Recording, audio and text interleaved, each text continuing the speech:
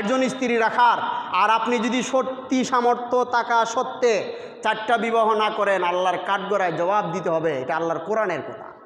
এই জন্য আপনি আমি পারি না, আমাদের শক্তি নেই, আমরা দুর্বল, এটা বলতে হবে যে আমি পারতেছি না, কিন্তু অস্বীকার করার কোনো সুযোগ, কথা কয় না, অস্বীকার করার কোনো সুযোগ। কারণ আল্লাহ কোরআনে বলছেন, রাসূল হাদিসে বলছেন, প্রত্যেকজন নবী একের অধিক বিবাহ করেছেন। আপনি দেখেন প্রত্যেকজন নবী এবং সাহাবায়ে কেরামের একাধিক বিবাহ ছিল।